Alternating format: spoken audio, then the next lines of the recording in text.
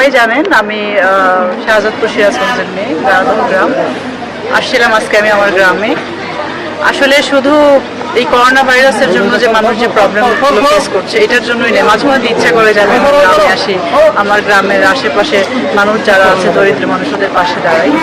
তো এই ওসিলায় আসলে আসার হলো, এসেছি আলহামদুলিল্লাহ। এখানে আমি অলমোস্ট 500 ফ্যামিলিকে যতটুকু আমার সামর্থ্য ছিল আমি দিয়েছি।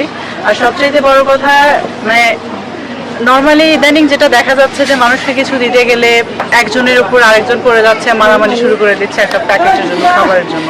বাট এখানে এত সুন্দর ব্যবস্থা ছিল, এটার জন্য আমার আঙ্কেল উনি ছিলেন, প্লাস শাহজাদপুর থানা থেকে সর্বোচ্চ তারা আমাকে হেল্প করেছে, দেখতেই পাচ্ছেন আশেপাশে তারা আছে, তাদের প্রতি আমি কৃতজ্ঞ। সবাই ভালো থাকবেন, আর যে যতটুকু পারেন, যার যতটুকু সমর্থন, প্লিজ এই দরিদ্র মানুষদের পাশে দাঁড়ান। আসলে এটাই সময়, এখানে আপনি কতটুকু দিতে পারলেন অ্যামাউন্টটা ডাজন্ট ম্যাটার, বাট আমরা এদের পাশে থাকতে হবে এই সময়ে। সবাই আমার জন্য দোয়া করবেন, আমার গ্রামবাসীর জন্য দোয়া করবেন।